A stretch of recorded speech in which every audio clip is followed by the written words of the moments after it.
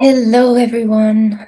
I'm just going to give it a couple of minutes for people to join us. This is a very spontaneous Christmas hangout tarot session, especially dedicated to those of you who are celebrating Christmas by yourselves.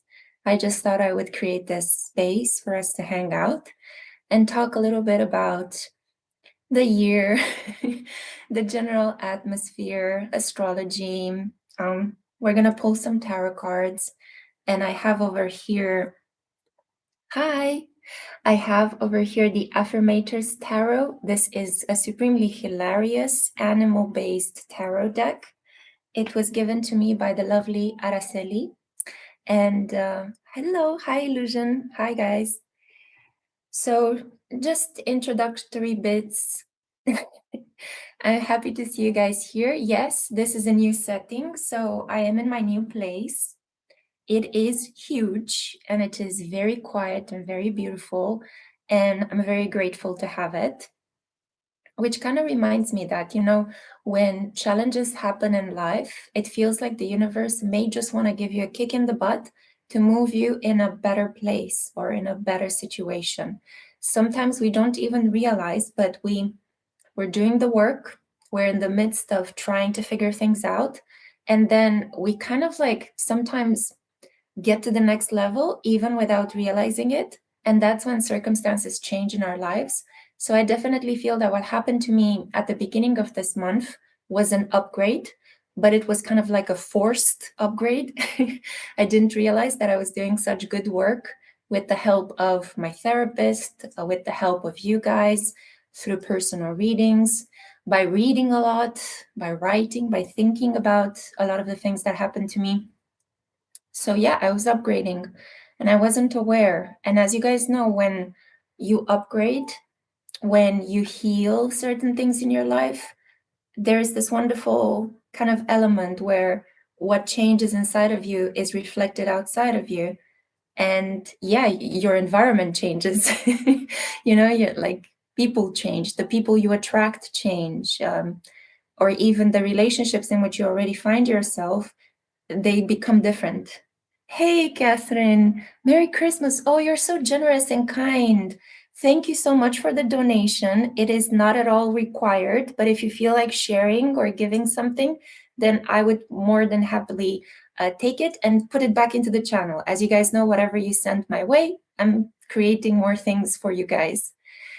So I do want to mention that I am aware I haven't been creating that much work lately. I really needed the time off. And I thought, okay, I got this kick in the butt. I got this upgrade.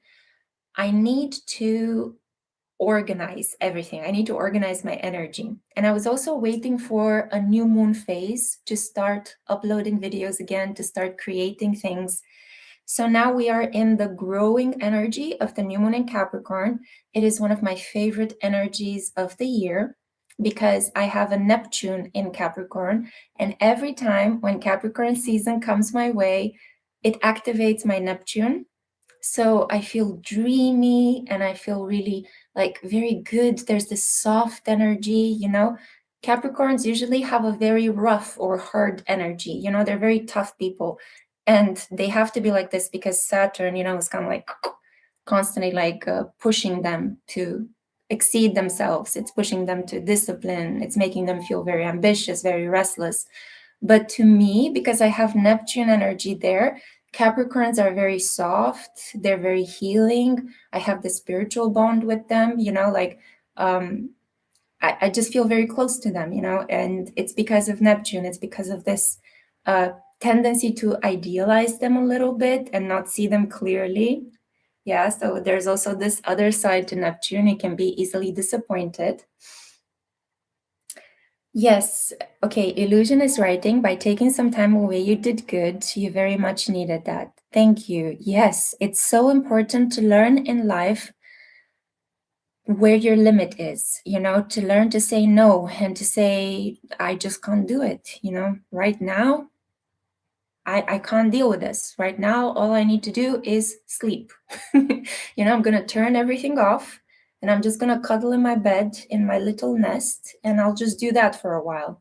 And then gradually you will feel how the energy starts kind of like going up. You feel your batteries recharging, and then you naturally want to do things. You naturally want to participate again. You naturally want to help people.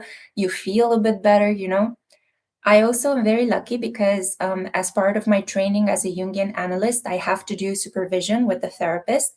And I have a great Scorpio therapist. I've been talking about her. She's wonderful. We're very compatible. And she also is giving me permission to do these things, like she's constantly reminding me that you're a free person, you don't need to shackle yourself with these thoughts or these expectations. You can allow yourself to be in your own little cave if that makes you happy. You are allowed to say no and to disappoint other people in order to protect yourself. So it's just wonderful because I've been mostly doing things by myself, guided only by the divine. And now I feel like I'm also I'm benefiting from the help and the support of other people that are genuinely being kind and like considerate with me. My friends from my studies as well, they're very thoughtful people. I'm very lucky because now I'm finally in a group of individuals that are also working on themselves, and both men and women. And it's wonderful to be part of that group because you get to see people that are like you, that are putting in effort. Because in my life up to this point, I had some good people. I met some good people that I used as role models. I learned so much from them. But personally, like in my personal connections and romantically and with my relatives, there was a lot of immaturity. There was a lot of childishness. There was a lot of you deal with my issues because I can't deal with them. And I had to carry so much on my own. And just recently, I realized just how much I was carrying to the point where I had literal back pain, like my back was hurting from the invisible things I was carrying for years. And at some point, you just need to be like, okay, I'm going to take all this stuff and put it down. I'm going to, let somebody else handle it for a momentary period. And I'm just going to go and rest because I've been carrying a lot of shiz and I just need a pit stop. I just need to freshen up a bit. So I'm very, very happy that you guys are here. I'm only sharing these things about my personal journey, not because I love to talk about myself, because I get sick about thinking and talking about myself. But I know that for some of you out there, what I'm saying can be also a way in which you are giving yourself permission to be different or to be more relaxed or to not put so much pressure on yourself. So that's why I'm sharing my personal stories, because I know that some of you really need that. Some of you actually write me and come to me and ask me, could you talk a bit more about how you overcame loss? Or could you talk a bit more about your divorce or things that, important, painful life experiences that I went through. And I'm realizing just how grateful I am that I had them, because in my future work, all of these are going to help me. As a therapist, you need to go through a couple of difficult things in life because that brings you closer to your patients. When a patient comes to you and they say, I'm losing my mind, or I'm delusional, or I lost my father, or I'm going through a divorce, or I feel neglected, you empathize because you are there too, and you can reach people on a deeper level faster if you also have a sense of how things feel, because most of the time when we go through life, and I noticed this when I was younger, I really resented the fact that people were telling me, you're too young to know what you're talking about. And I hated that. I was like, why are people treating me like I'm a child? I'm an adult. I'm trying to become an adult, And mentally, I could understand things. I was reading, I was studying, I was coming in contact with the stories of so many people, but I wasn't feeling them. I didn't have that. I wasn't yet going through that experience of knowing how it feels to have your heart broken, feeling extreme rage, and knowing that you have to channel it into something constructive because you don't want to end up behind bars, knowing how it feels to be neglected after a period of having a lot of successes, knowing what it feels to be envied to such a point that somebody is actively working to destroy your career and everything you have worked for, knowing what it feels to be jealous, to be placed in the position of being the other person. All of these things mentally, you can think about them, right? You can try to think, oh, okay, yeah, that must suck, but you can't really empathize and heal another person until the moment when you've actually gone there yourself. It's kind of like it's an unspoken energy that is established, like instant alliance, instant knowing. It's like, I know, I've been there as well, 100% I feel with you because I remember how it was.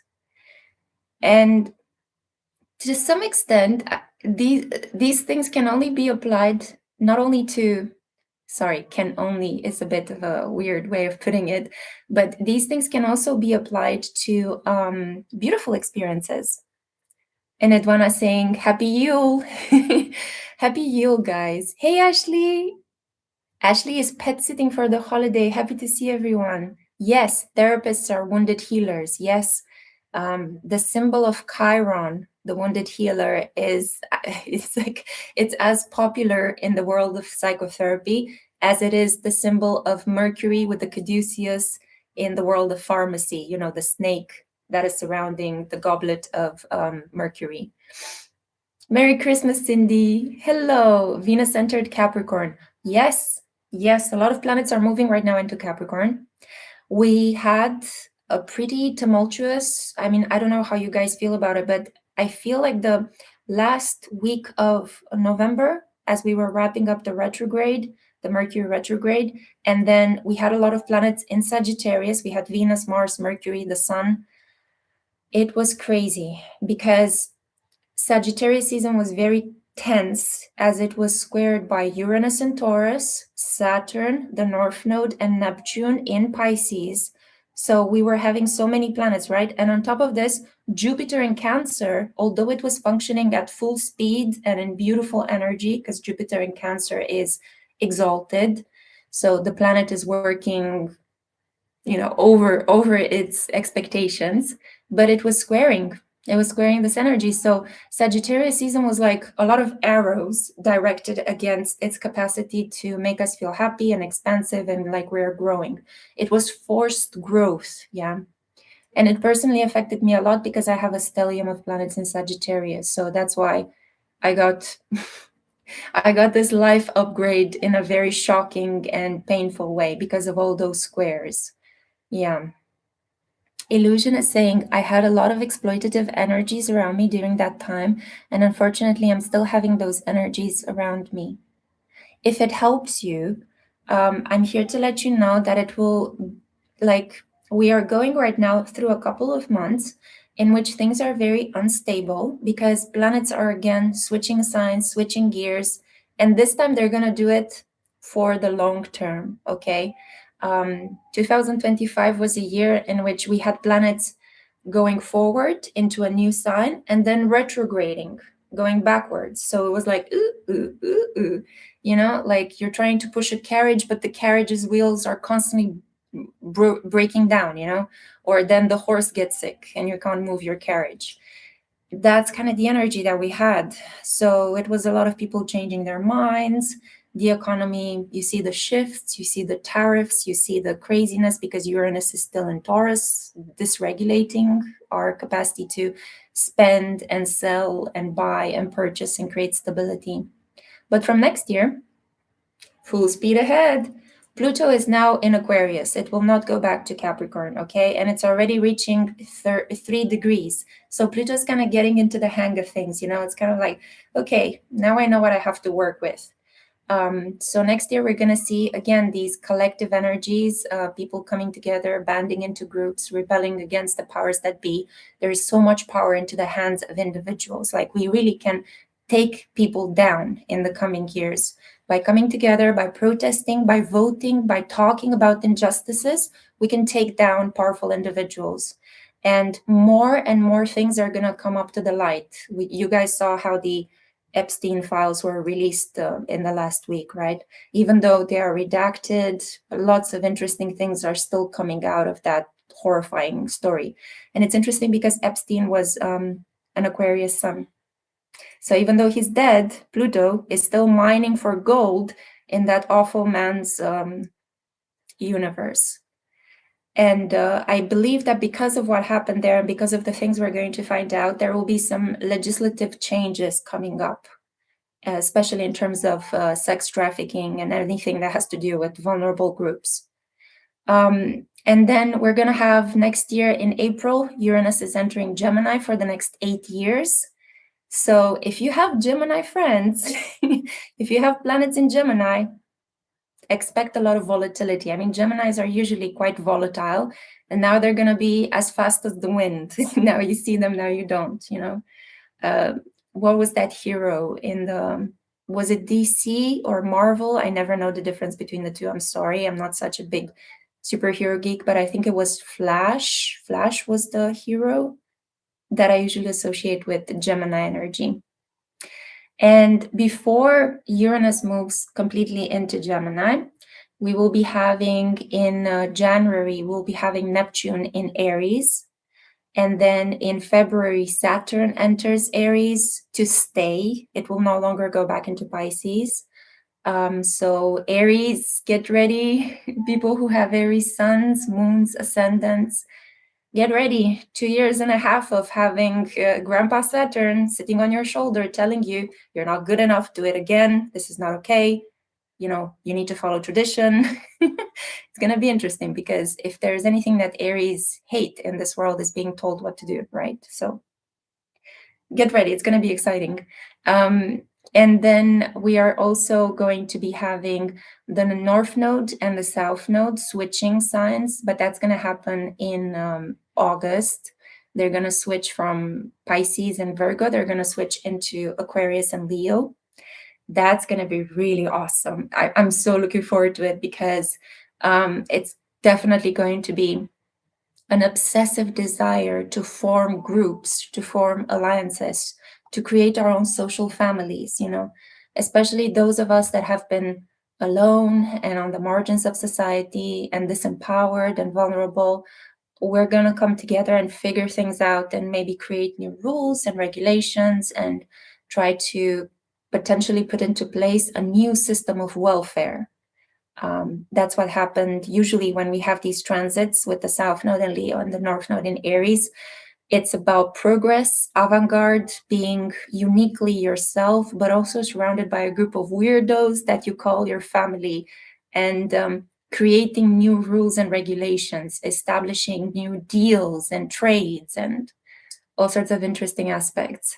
And the beautiful thing is that you know, the planets are not going to be, they're not going to be fighting so much because once Uranus gets out of Taurus and enters Gemini, this will support Pluto in Aquarius. Pluto in Aquarius is going to be supported by Saturn and Neptune. Jupiter in Cancer is still going to be the odd one out because it will create these squares, but it's not a bad energy. Jupiter in Cancer, it's doing its thing, you know, super happily. And then we're going to have Jupiter in Leo. And that's going to be like super, super beautiful because it's going to trine Saturn and Neptune. It's going to make this opposition, this really powerful opposition to Pluto and Aquarius. And then the North Node and the South Node are going to be in Pluto and Jupiter because it's going to be like Pluto in Aquarius conjunct North Node in Aquarius and Jupiter in Leo conjunct the South Node in Leo towards the end of 2026. And that's going to be masterful. Talking about people that were in positions of power, people that are right now still concentrating a lot of wealth in their hands. It's going to be a powerful disruption of those resources as the South Node in Leo is going to take power away from them. And the North Node in Aquarius is going to give power a lot to the people. So it's going to be really, really fascinating. I'm so excited. You can tell because I'm talking quite a lot. But let's bring it back to the body because I feel like I've been very mentally in my mind. Merry Christmas. Yes, little baby Luna is right here. She's sleeping right next to me. Yeah, but she's a bit grumpy, you know. She doesn't like to be filmed or looked at, you know. She's very yeah. She's just doing her thing, you know. I want to tell you about the beverages that I have because I have some really sweet festive beverages. So yesterday I was in a bookstore. We have a really wonderful bookstore here in Bucharest. It also sells a lot of good tea and quality coffee and hot chocolate. It's called Cărturești. It's like a chain. And I got this tea, which is called Stardust. And it's a black tea from Germany, and it contains roasted almonds, cinnamon, and yellow albastrele. Give me a corn flour. I think it's white corn flour. Albastrele. Wait, let me see if I can translate it quickly. Oh, really? No, corn flowers, yeah. Yellow corn flowers. Sorry, white corn flowers. Yeah. And I like to drink it because it's a black tea. I like to drink it with milk. And it is one of the most delicious things ever. It was a bit of a gamble because I was like, I like the name, but I don't know if I'm gonna like the taste, the combination. And I went there to buy some Earl Grey. Earl Grey is my all-time favorite tea, guys. It is delicious. Yeah, I don't know who thought. I mean, it was the Earl of Grey, right? Who thought of this combination? But like bergamot and black tea is like heaven meets, I don't know, puffy skies. It's just delicious. It's such a wonderful treat. And I couldn't find it, you know. So I was a bit disappointed, but then I thought, okay, let's buy some Christmas tree. Maybe the universe is telling me that I should have something special because I normally drink Earl Grey during my normal weeks when there isn't a celebration. And I'm really glad that I got that. And I have this cup which looks really cute. It looks like Delft porcelain from Holland. And it's not mine. I found it in this house. When I moved in, the kitchen was stocked with pans and pots, and like I was like, okay, thank you. I'll help myself. I never lived in a place in which I had a stocked kitchen. Usually apartments in Bucharest, if you want to rent an apartment, it will be very rare to find an apartment that is completely empty. Usually you get furnished apartments. And that's quite good because if you're a person that, you know, you don't need to bring your own furniture, you don't need to buy furniture unless you want to. Like I have my own mattress and I have to bring my mattress with me because I don't like sleeping on other people's mattresses, no matter how clean they look. I find it disgusting. So I bring my own mattress, but for example, you don't have to buy a fridge, you don't have to buy a table, you don't have to buy a couch. Usually these come already supplied. And I was lucky enough that in this house, the kitchen also has cutlery and dishes and pots and pans. And some of them are even better looking than my own, you know? So I'm just going to use a couple of them. Delft's Blau, exactly, Anedwana, exactly. This tea, it's just delicious, guys. It's so, so good. In America, usually you have to furnish yourself. Yeah, and it makes sense, right? Because you're thinking, well, I'm renting this place, it's gonna be my home. I want to have my own things in it, you know? But in Romania, people are kind of like, it took us a while until we developed these systems of people coming to take away old furniture from your house. And it's quite expensive. So landlords, because they don't want to pay extra money, they just keep the furniture in the flat, you know? Yeah, Illusion is saying, as someone who constantly moves, I really enjoy flats with already stocked furnitures. Yeah, there are definitely benefits to this, you know. Ashley is saying, oh, that sounds good. I got wine for today. Wait, Ashley, because I'm joining you. I also made some mulled wine. And this is the second cup that I have here. So I have tea and I have some mulled wine, you know. So my body is like, one moment I'm relaxing and I'm feeling a bit tipsy. The next moment I'm like, oh, waking up. Um, I just thought of creating. I like to, maybe it's a Pisces thing, but I like to drink things more than I like to eat them. I'm also a big fan of soup, you know. It's just the whole putting in a lot of effort into chewing for a long period of time. It's just not my thing, you know. um, so yeah, I have wine here, and it is mulled wine. And I got something from the supermarket 2 days ago. They had a discount, and they had discounted chocolate wine. And I was like, oh, perfect. You know, this already comes sweetened, so I don't need to put anything else in it. I'm just going to take this wine and I'm going to boil it, and I'm going to put some pomegranates. I'm going to put some cinnamon, some cloves, some rose petals, and I have my, I don't know, Arabian inspired mulled wine, because usually when you put rose petals and pomegranates, it kind of makes you think of the Middle East. You know, it's not really very Western European Christmassy mulled wine, right? Um, Ashley saying, I'm always drinking at least 3 beverages at any given moment. Yes, up top, I completely agree. I am the same, constantly, like with my bottle of water or tea or coffee, constantly. Thank you so much. Illusion is complementing my makeup. And this makeup that I have here has been created using the palette that Maria sent me. She sent me a palette with colors specifically designed for Pisces. And because I got the sweater, which I don't know if you guys see it, but it is a little bit like light bluish, greenish, kind of. I just thought that the makeup fits quite well with that. So yeah, it's like Christmas mermaid. Catherine is like, we have no time to chew. No, definitely. We have no time to do that. No, it's we're already processing too many things, you know. I mean, like chewing on top of that. Come on. Yeah. Christina saying, I'm drinking wormwood clove Folgers. Is Folgers a type of tea? I heard about wormwood being really good for you. Let's see. Yeah, Artemisia. Yeah.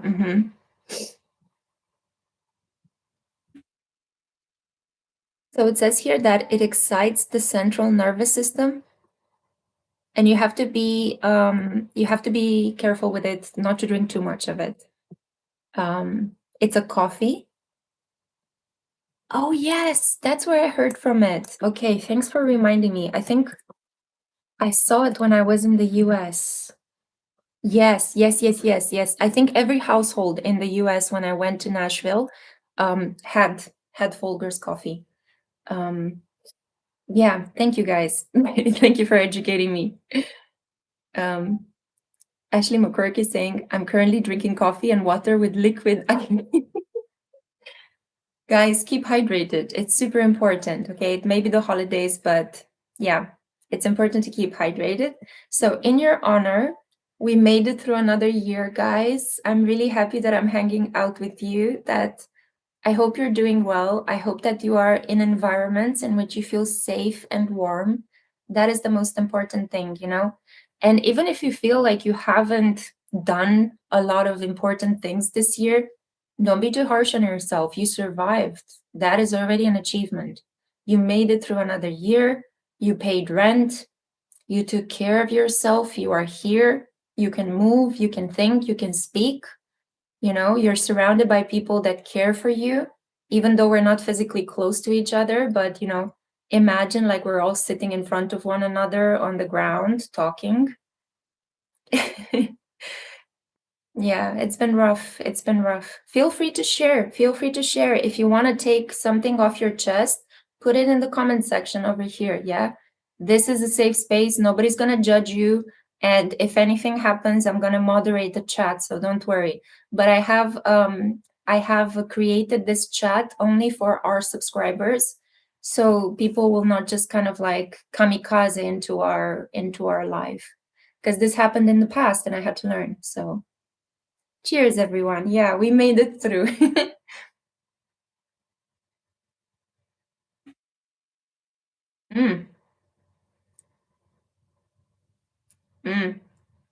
Sorry, guys. I'm chewing the pomegranate bits, but I also have the cloves and the black pepper. If I start chewing those, I don't think I'm going to be able to drink anything else afterwards.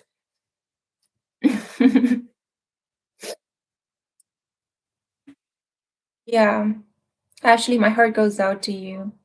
My heart goes out to you. I'm so sorry. I mean, I know that the year of the snake usually comes with this energy. You know, it's a very difficult energy because it takes something away from you in order to renew you. Yeah, that's the energy of the snake shedding its skin in order to be better. And I remember when I was little, the year of the snake in Romania represented big political turmoil because it was 1989, for example. It was the year of I think it was either metal or water snake, but it was such a powerful year because it brought us the end of communism. You know, it took away the whole political system, and we had to rebuild the coming year with the year of the horse, 1990. It was the beginning of a new era of freedom. So don't worry, because whatever is being taken away from you, it has run its purpose. You are going to have you have a space in your life at the moment, and even though you may feel like your heart is empty, or there's an emptiness there, it's going to be filled by a new relationship, a better relationship. Yeah. And I'm not just saying this as the astrology and time and history shows us. Something is leaving so that something else can come into its place. Insecurity about weight. Yes. Okay. So I also had some fluctuations related to my weight this year. And I'm here to let you guys know that it had to do with emotions, because we've been having Saturn and Pisces. Yes. Yeah. Illusion. You're right on the spot, right on the money. Saturn and Pisces making you self-conscious about your body. Yes, because when we are dealing with difficult feelings, but at the same time, we are not able to process them as we used to. They get stuck in our system, in our tissue. And for example, before Saturn and Pisces, if something happened to us, it was easier for us to cry. It was easier for us to find somebody to talk to about our feelings. But since Saturn has entered Pisces, it has shut down people's empathy collectively. And it was harder for us to turn to others with our difficult feelings. So it's kind of like events were happening. You were handed a lot of heavy feelings to hold and carry and deal with. But the ways through which we could deal with them were also blocked. So obviously, when you're holding so much, it gets in a way shown through your body. So you put on weight because you're heavy with feelings. You're handling heavy feelings, you know. People had to deal with a lot of pent-up rage, a lot of depression, feelings of emptiness, which they tried to soothe with excessive consumerism. You guys have seen what happened in the last 2 years with this energy of Saturn and Pisces and Uranus and Taurus. We've been having these random, spontaneous, obsessive collective energies with the Stanley Cup craze, Labubu's craze, obsession with Dubai chocolate. You know, we've been having these moments, and now I think the last one was with the Starbucks Bear Cup, if I'm not mistaken. Like people developing these fetishistic obsessions with consumer goods that they needed to own to fill up the void in their hearts, you know? And again, that's a way in which it's, how should I say, it's not a constructive way of dealing with your feelings, because you end up losing money, you end up losing time, and the hole in your heart is still there even after you bought that object. You know, you feel as empty as you felt before, so you need to buy something else to fill up, you know? So this feeling of being filled up and then being emptied, being filled up and then being emptied.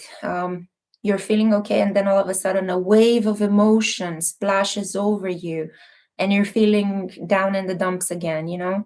All of us have been metaphorically underwater, and it's been very hard to swim through the currents with Saturn and Pisces. But now here comes the fire, because next year we're going to have so much air and so much fire in the charts. Up until this point, we had a lot of earth and a lot of water. But next year, things are going to move super fast, very fast. You will have very little time to process what's happening. And all those heavy emotions are going to be put into action. It's not gonna work every time, because Saturn in Aries means that we're gonna make a lot of mistakes because we will rush, or we will be combative when we should be creative. But what you can do is you can take these feelings and consciously work at releasing them, you know? For example, I would really like to take up exercise next year. And after I will be done with the session of studies and exams that I have in January, I'm going to sign up and I'm going to go swimming, because I love swimming. And I have to do something physical to rearrange my body after the onslaught of emotions I had to feel this year. Now, the way you're going to handle it, it's going to be completely personal to you. Pick an activity that you really enjoy doing it and reintroduce it into your life, you know? It doesn't have to be going to the gym. Please don't force yourself to have a stupid New Year's Eve resolution in which you're going to tell yourself, I'm going to go to the gym and lift some weights, because that's what people have been telling me it's the healthy thing to do. If you don't like being in the gym, if you don't like lifting weights, don't do it. Go play ping pong, go bowling, go bike riding. Take long walks in the neighborhoods in which you enjoy walking into. Do something that you genuinely enjoy doing, you know? I love swimming because I love the way the water holds me, no matter how, no matter my weight. I love the way it feels when I do this, when I crawl through the water. I love the way the water feels on my skin, you know? It's just a very beautiful energy. I feel like I'm in my element. So I'm not going to go to the gym just because somebody is shouting at me on YouTube that I need to go to the gym and lift weights. I'm going to go to the swimming pool and I'm going to be in the water. And I don't care if I am a little bit chunkier this year than I was last year. I'm just going to put on my bathing suit and focus on how I feel in the water, not on how I look from the outside and how people perceive me. Because I know that everybody has been struggling with something, and I am not at all fazed by people's criticism anymore. You know, like after you've been through a lot, it's like you really don't care about these superficial aspects. And I'm going to tell you something really important that I noticed in the last 3 months.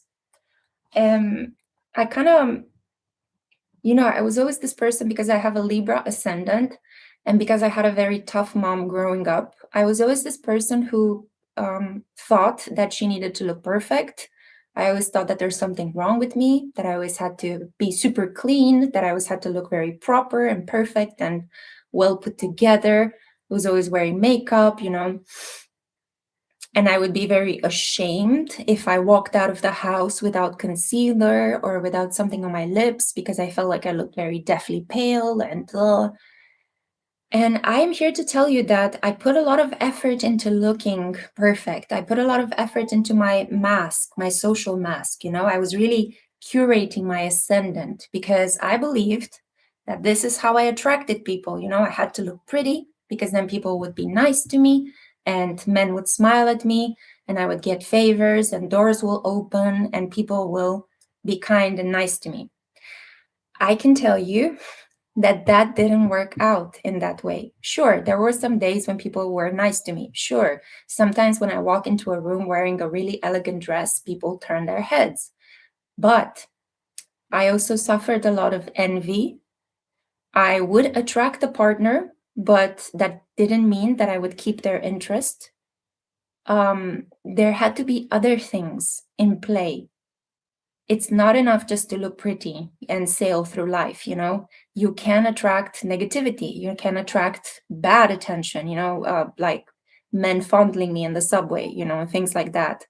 um, and I can tell you that in the last 3 months, because of the sadness of losing my father, because of all the chaos that I was experiencing at home, I just allowed myself to look like shit.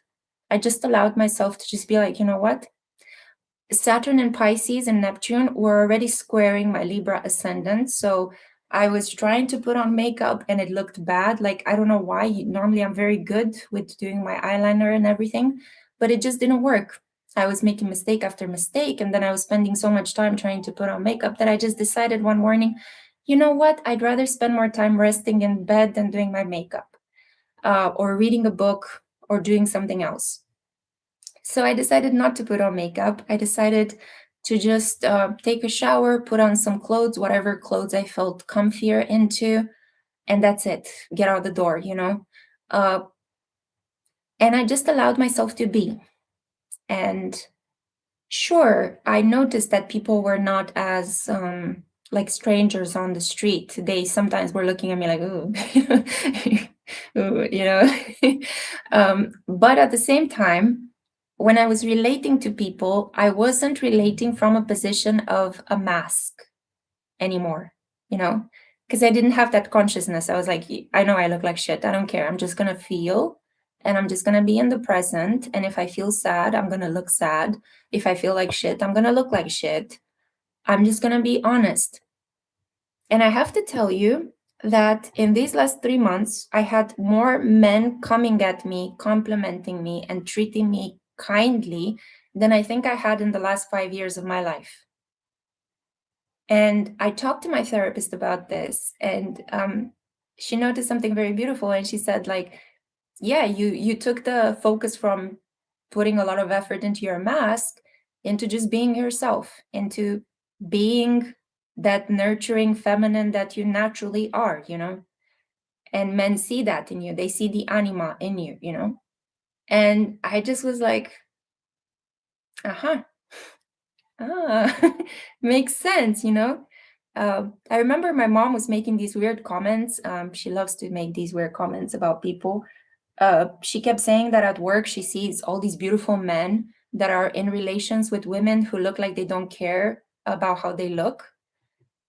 And I was thinking, well, maybe there is something there, you know? Maybe those women put more effort into being and feeling rather than looking, you know, rather than objectifying themselves. And I was listening to some, I love these YouTube channels where they do analysis of actresses and actors.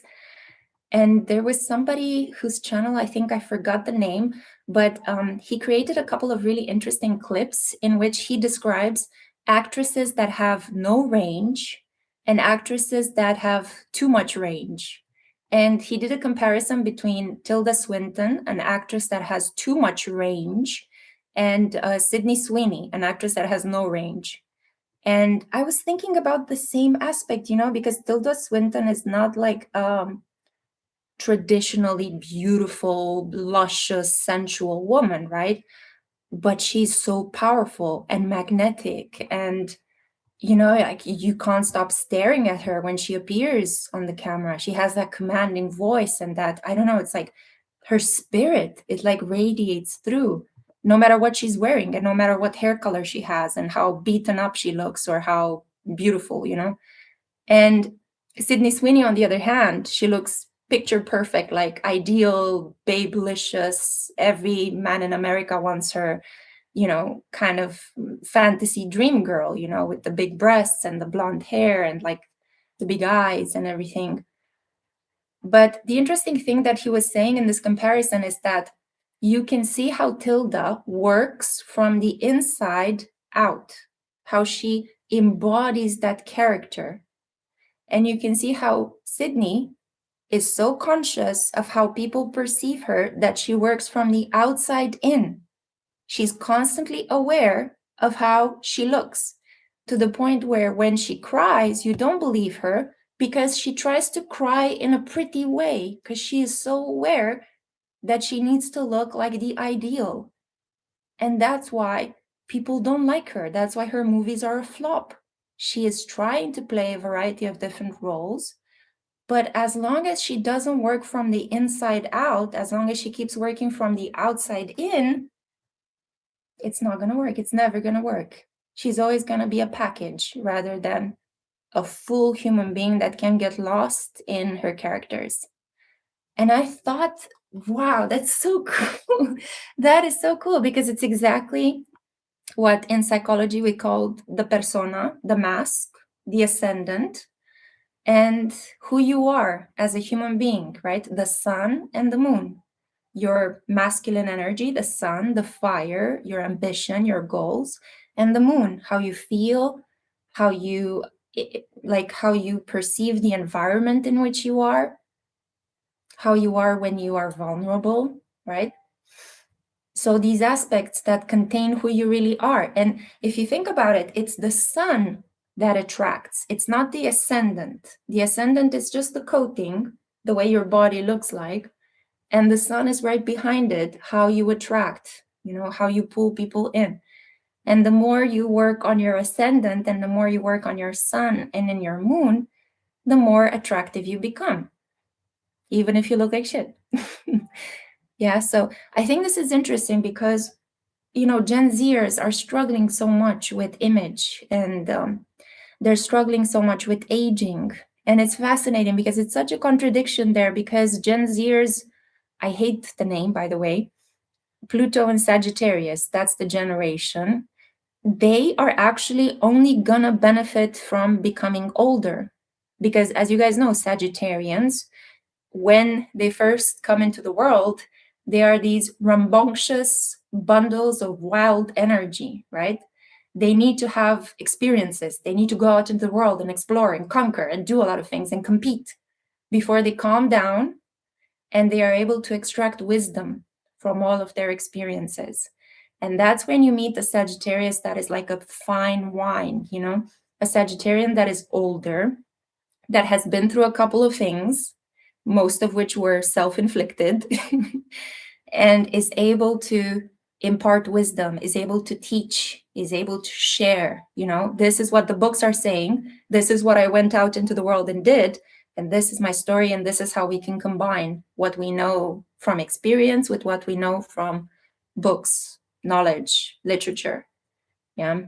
And that's the thing. I mean, astrological signs that are from the top of the chart, if you think about the zodiac wheel, if you think about the pie that represents the natal chart and the 12 houses, and if you draw a line, the line that the ascendant and the descendant represent, the signs that are at the bottom of the heavens, as they are called, the signs that go from Aries to Virgo, are signs that are a lot about fresh, exuberant life energy, life force. These are signs that usually fare better in the first part of their life, as long as you don't have a lot of like Saturn energy in their chart that is conflicting with that. While the signs that come from Libra all the way to Pisces, the ones that are on the top part of the heaven, are signs that get better with age. These are signs that you won't get the gold of their solar energy in the first part of their life. They are signs that have a lot of karma. So they get better usually after their first Saturn return. Yeah, that's when they start unleashing their wealth, their wisdom. In the first part of their life, they have to go through experiences, and they're not going to make a lot of sense of them. They may get through problems, trauma, all sorts of weird experiences. And then the second part of their life is about making sense of those experiences in order to create wisdom, healing, in order to create new rules, regulations, humanitarian pursuits. If you think about Aquarius, for example. So when you meet a Libra, a Scorpio, a Sagittarius, a Capricorn, an Aquarius, or a Pisces, when they are young, you're not getting the best of them. I'm just gonna be completely honest with you. You're not getting the best of them, okay? You are getting an unformed version of the wise person they're gonna turn into. And they may not turn into that wise person because some of them are gonna be so overwhelmed by the difficult aspects in their life that they are gonna turn into the bad guy.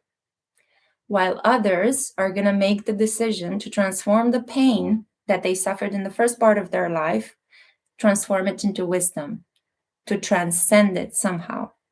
And that's when they're going to become awesome. So coming back to the Pluto and Sagittarius issue, they need to have a lot of experiences. They need to go into the world and experience life on their own, to stop looking at TikTok, to stop looking at news reports on television that are manipulating them into thinking what, newscasts want to think. They need to go into the world and have experiences. Pluto in Sagittarius, transformation through travel, transformation through finding meaning in life. But you're not going to be able to do it unless you actually act on it. And they have a lot of anxieties because they're not putting this energy into motion. They have to do things and a lot of things and then reflect on what has happened. And that's when the older that they will become, the wiser they will become, and they will see how unimportant the packaging was all along. Because right now they're like spending tons of money on looking good and being shiny and having perfect skin because they feel a deep sense of like emptiness in their lives. And the only way to fill that emptiness is by going out into the world and having experiences, by trying things, by risking themselves. And then they will see how gradually they're going to gain their confidence and they will fill up that hole in their heart with a lot of memories, a lot of interesting relationships that they have created. Because Pluto and Sagittarius is about transformation through friendship as well, international, foreign connections. Sagittarius rules the global aspect of life. So another thing is transformation through animals, through pets, having pets and teaching pets or taming wildlife or things like that. That's also an experience that's going to help them. So yeah, my hope is that they're going to start doing more and stop staring at themselves in the mirror and stop posting bullshit on TikTok and just go and travel, go and have adventures, go and meet people, make friends, And I definitely feel that from next year it's gonna be more exciting. Next year we're gonna feel how Pluto and Sagittarius is gonna come into full force because they will have so many planets finally supporting them. They just got a new puppy, Eastern European too. Oh, well done, Catherine. Illusion is saying, I don't know why, but a lot of Pluto and Sag people I know, they're somehow being oppressed or restricted from traveling or even affording to go to school. Yeah, because they're not meant to rely on institutions to help them. They are meant to rely on each other. Power comes from banding together. So that's why it's so important for them not to expect people to come to them and make friends with them, but they need to go out into the world and make friends with people. And in this way, they can actually subvert some of these regulations. Like I remember when I was younger, I also had very little money, and I would find ways. Like I met my husband, and we would find ways to travel cheaply by doing couch surfing. We would talk to our friends on Skype so that we wouldn't spend lots of money, on phone calls. We would allow people, we would host people would travel through Germany and stop at our place, for a night or two because they were backpackers, So we were finding ways in which we could help each other. We would mostly spend time in hostels. We would never book a hotel or something like that. We would do ride share, So all sorts of things that had to do with sharing our space, sharing our travel, sharing our food, we would find ways. And that's how we managed to travel a lot And that's how we met a lot of super interesting people.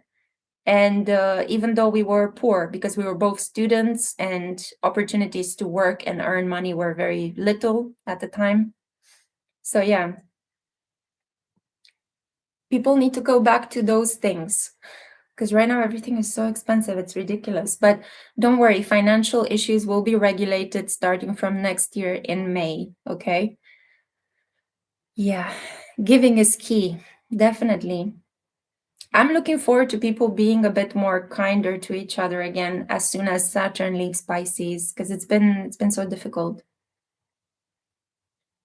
Mm. Shall we pull some tarot cards? It's kind of like 1 hour into this. Let's pull some cards from the Affirmators Tarot, because this is a hilarious deck. Yay, card time. Yay. So let's see. Oh, oh, this is great. Abundance. 10 of Pentacles, yeah? So we have the raccoon that is making it rain, baby. We may all be trash raccoons at the moment, scouring through our savings accounts for whatever penny we can pinch. But it seems like our problems are going to be replaced by a lot more abundance, yeah? I actually want to read you guys what it says in the booklet, because this deck, it was written with so much joy for life, you know? And the descriptions are pretty hilarious. So let's see, the 10 of Pentacles.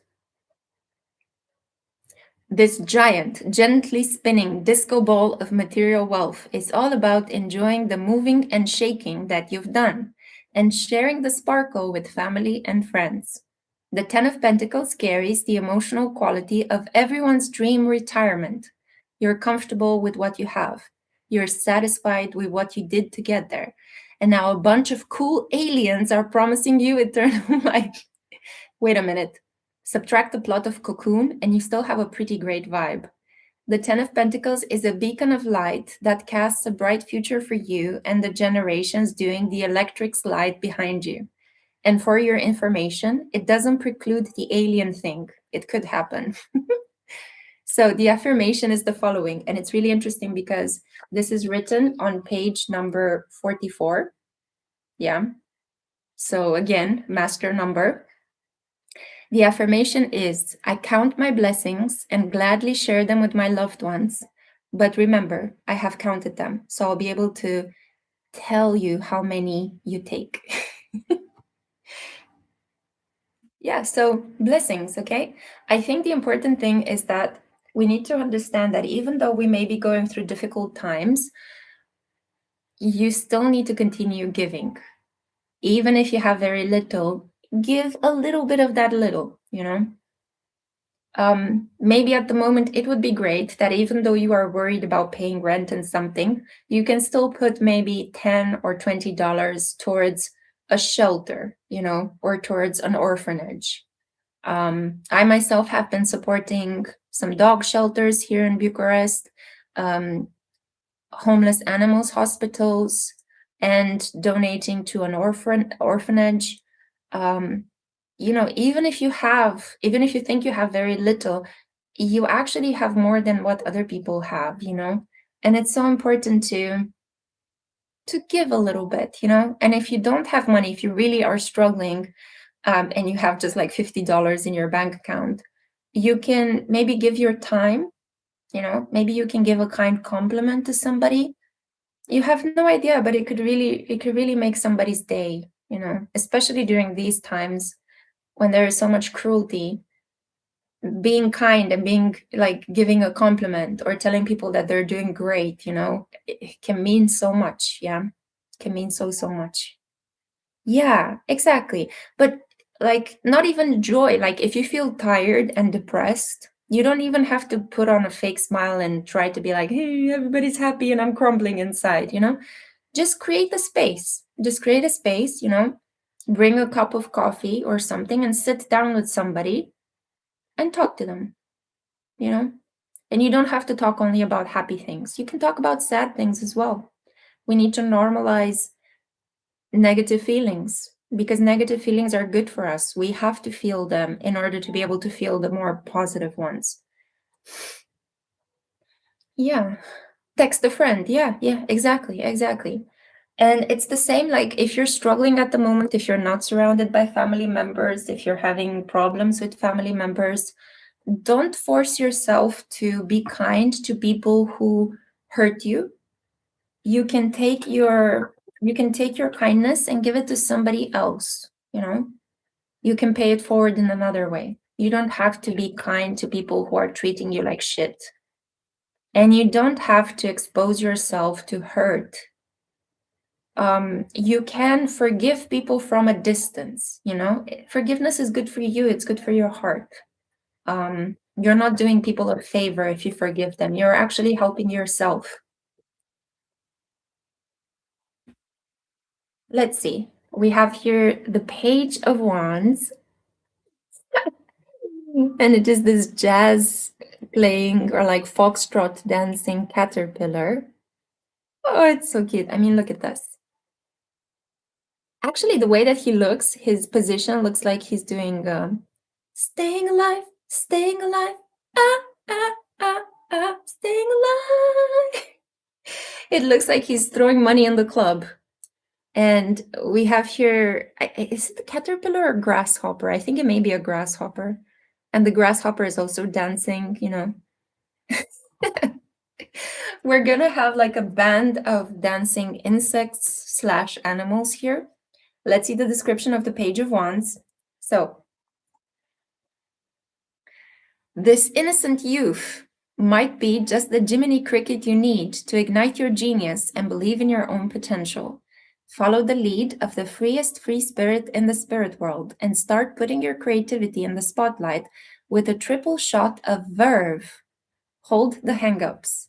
Judgment and fear might be useful in some pursuits, like dodgeball, the Hunger Games, but they won't serve you now. So whatever your idea is, put it out there.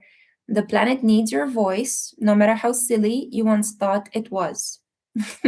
And your affirmation is, fear is boring. I'd rather be soaring. And also speaking in rhymes, apparently. I love how self-conscious this deck is, yeah?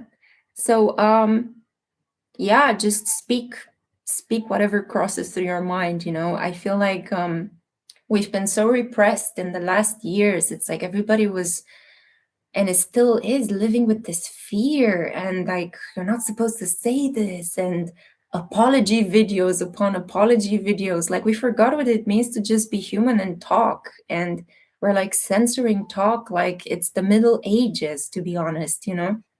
But that's why we have language, so that we don't punch each other. And the more that we repress language, the more we're going to want to punch each other. So I definitely feel like it's important to bring back words that we have been losing in the last years. And I definitely think that it's okay for you to cuss rather than be physically violent with somebody, you know?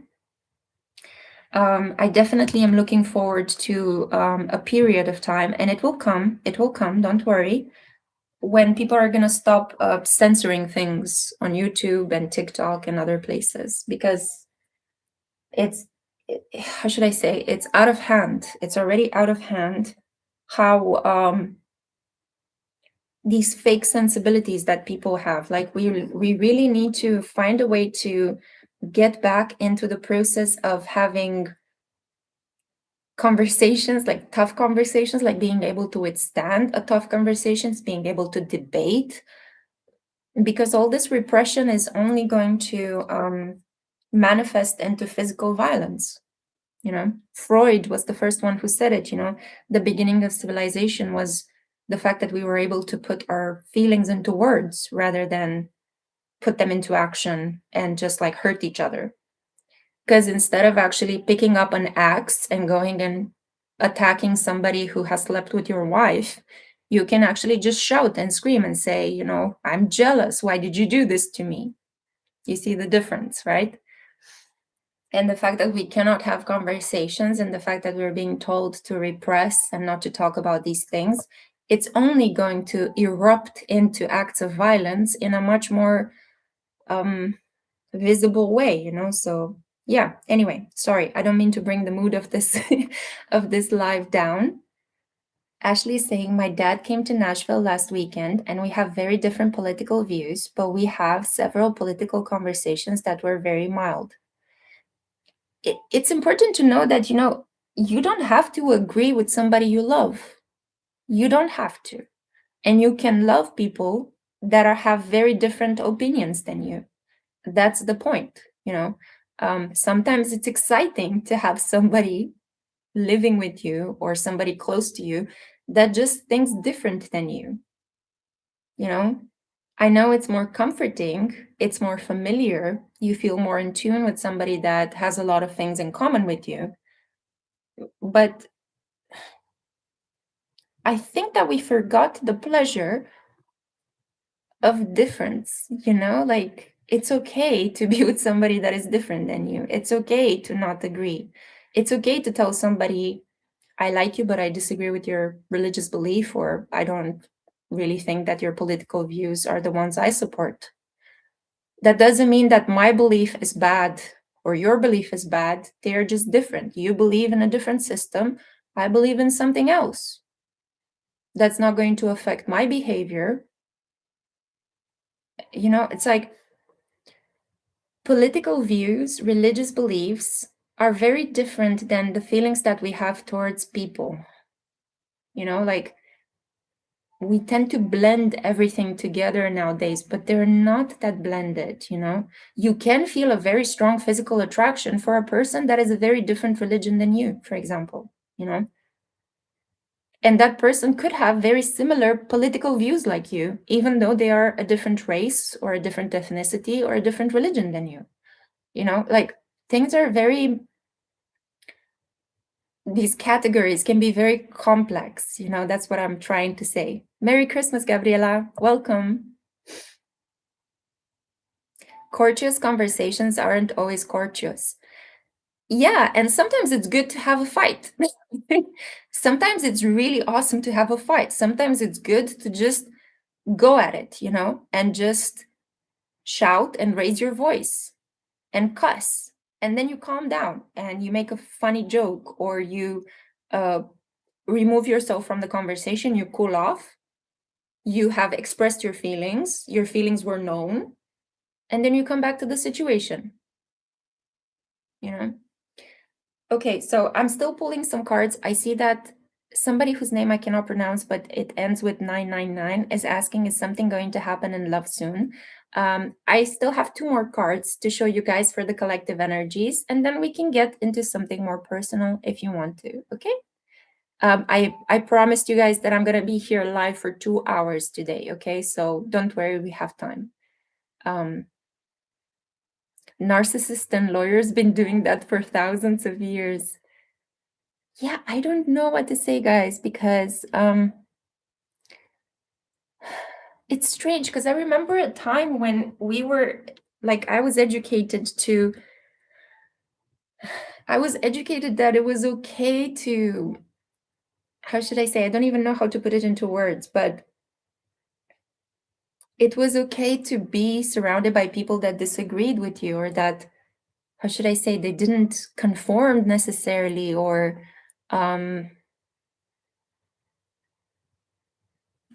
you must keep some emotion. Okay, we're gonna figure things out. Just keep typing, guys, your ideas. We're gonna figure them out. We don't have to have all the answers right now. That's another important thing. We can have conversations that keep going. Many people nowadays, you know, they end the conversations very quick and they say, that's it, you know, or we block each other. I've been doing that as well, you know, I'm guilty of that too. But I think it's important to just understand that sometimes we're not going to have all the answers. Sometimes we will not reach a compromise in the spot. And we can just like continue to watch, you know, and continue to discuss things and come back to the same issue again and have another argument, or maybe put things in a different perspective.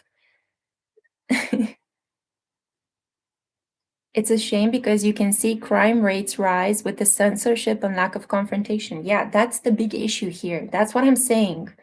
We need to be able to put anger into words. We need to be able to cuss if we want to. We need to be able to say words that have been increasingly deemed as bad or negative because of marketing purposes, right? Because you see the censorship that is happening on YouTube. You cannot say certain words that are just words that describe things that were meant for. Like, for example, PORN, right? People are not using that word anymore. It's being censored. Words that relate to certain types of abuse are being censored. Words that relate to certain types of mental health are being censored. And they are not bad intrinsically. These are words that just describe a certain thing. But they're being censored because of marketing purposes, because advertisers believe that it does not sell their product. They do not want those words to be associated with their sponsorships. Yeah. So because of trade and greed, we now are lacking words that we could be using to decompress, to actually get rid of certain feelings. Yeah. So anyway, it's getting like social political here. Let's look at the cards that I pulled for you guys. And we have, oh, look at this. We have the moon. By the way, for those of you that are joining us a little bit later, I'm pulling some cards for the collective from the really funny Affirmators Tarot. Yeah. And we have here the moon and the Seven of Pentacles. Guys, do you see how much money is showing up in this reading today? Like, what's going on? We began with the 10 of Pentacles and the disco raccoon. Then we have Jiminy Cricket here with the Page of Wands telling us to use our voice, because that's why we were discussing about words and how important it is to put feelings into words. And then we have the moon and we have the Seven of Pentacles. And we see like all these little bumblebees over here. Okay, so I'm getting like intuitively, without even reading from the booklet, I'm getting a feeling that we're going to have to do a lot of work in the coming period to really take good care of our emotions. Yeah, like really, really put work into our emotions. Not only to feel them, but to become aware of them, to nurture them, to respect our emotions, to draw boundaries and to say, you know, now I really need to feel my sadness. Now I really want to be angry, so just don't bother me. You know, if you don't want to be on the receiving end of my anger, just let me stew in it a little bit, you know. Collins Krista is saying, make those coins rain. Yay. I have a feeling that the more that we take care of our feelings, the more we're going to be able to find our value and our worth. The more you're going to be able to unlock those parts of yourself that have been keeping you stuck. You know, heavy feelings can bog you down. They can stop you from being active. They can stop you from enjoying life. And if you take care of them, if you respect them, if you pay attention to them, they can reward you by unleashing energy. And then you have energy to get the coin, to get the bag. Yeah. So if you have been having problems at work because of depression, because of mental health problems, I think that it has to do with some sort of pent-up emotion that you may have.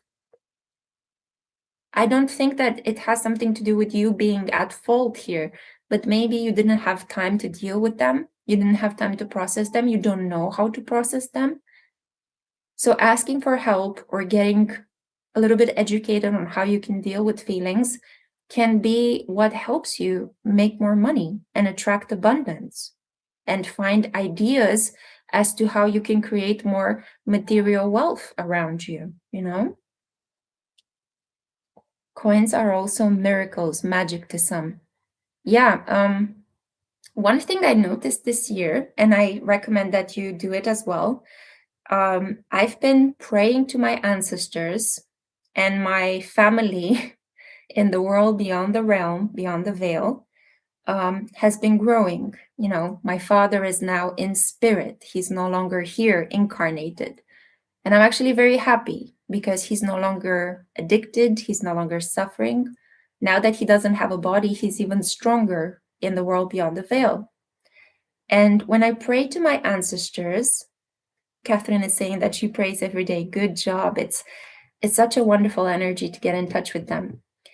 Praying to ancestor gives you a lot of strength. You don't feel so alone, first of all. Second of all, you feel connected to your heritage. No matter whether it was good or bad, it is your heritage. Maybe you had a family of alcoholics or people that went to jail or, you know, all sorts of family traumas. Don't worry, every family had those. It's just that some families were keeping them a secret and they were very well kept secrets, and others were more in your face. You know, they were more direct, they were more honest about their issues. But getting in touch with your ancestors can be a way to help them find light in the world beyond the veil, because we don't know where they are. You know, they could have been placed in any level of the underworld. And it's important to light that candle and to give them light so that they can find their way through the dark. And as they do so, they can then put in a good word for you with the deities, the angels that exist in the world beyond the veil. And what I also noticed, it's very significant and it works wonders, is that whenever I light a candle and I think of an ancestor and I pray to my grandfather or my father or my great grandmother, I give them a little coin. You know, I place a coin next to the candle, next to their image, and I ask them to help me with something. And I don't know if this works because you are literally paying the ferryman Charon to take them someplace else where they can help you, or if you're paying the toll, or if they need the coins, if they need the metal in some way. But it works wonders. I have to tell you guys, like, I pray to them, I give them a coin, and the next day something happens that has freed me or has liberated me, or I get my answer. It's crazy. It's crazy how powerful they are. So I recommend that you work with ancestors. Ancestors are especially soothing to you if you have been having a crisis of faith. If you no longer feel like God is on your side, if you no longer feel supported by the angels, if you feel like it doesn't resonate anymore with you. And a lot of people have been having these issues with Saturn and Pisces. A lot of people have been losing their religion, you know, losing their faith. It's okay, then go to the ancestors, go to earth element, you know. If you no longer resonate with the water element, go to the earth element. And the earth element is your ancestry. Yeah. They are your blood. Yeah. Here in the States, finding dimes is a sign. Yeah. I always find dimes on the ground, especially when I feel like I've had difficult moments. Either, you know, I managed to surpass something. Like I didn't project my issues onto somebody else, but I managed to deal with them on my own. And I find coins on the street. I never pick them up because I believe that they should stay there. It's like a wink. I see these dimes on the ground as a wink from my spirit team that you did something well, you know. But that's just my personal experience with them. Feel free to share your stories. Yeah. Catherine is saying, I have a funeral story with a dime. Do you want to share it, Catherine? I'd love to read it. Illusion is saying, I lost a family member too this year and it broke me, but I can't find the strength to connect with that family member since we had a very complicated relationship. Give yourself time. It's not a competition. Give time. Time is very good in these situations. Yeah. If you can get a portrait of that person. Like if you have a photo of that person, and when the time is ready, you can light a candle and do a ritual of forgiveness. Like I was deeply betrayed by my mother this year, so I'm no longer talking to her.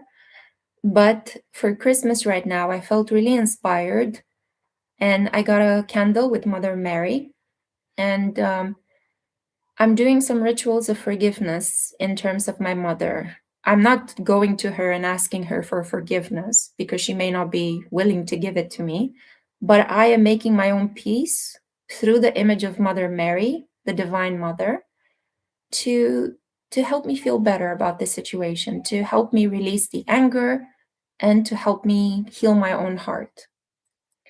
Because that's what's important. It's important how you feel about what has happened and what you do with that feeling, rather than how the other person is reacting to you or what they think and feel about you. That's their own responsibility, you know?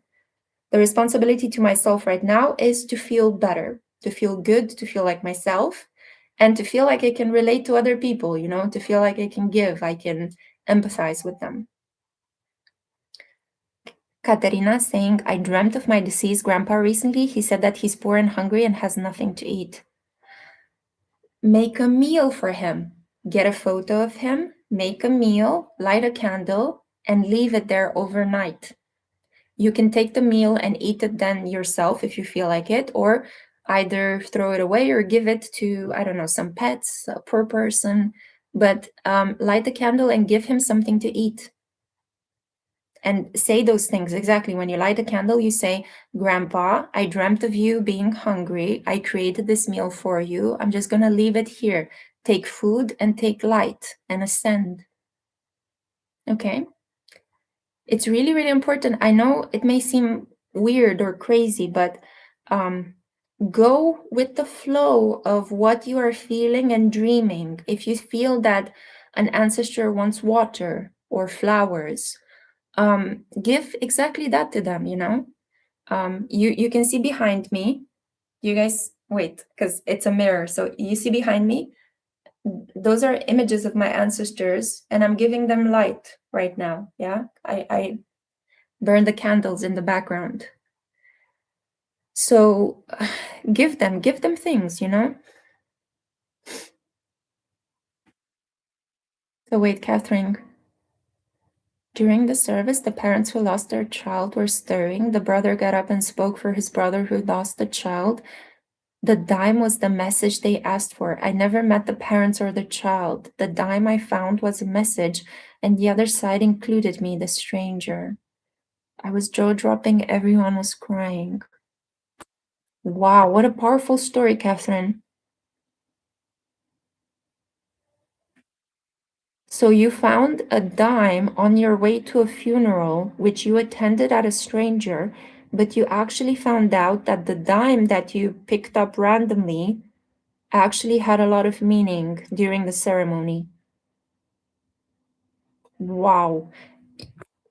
You see, guys, you see how powerful you are without you even realizing it. And you see how amazing it is to just follow your intuition, whatever insight comes over you. If you feel like, I'm feeling right now that I should wear that sweater. I'm feeling right now that I should talk to that stranger. I'm feeling right now that I shouldn't get into that car.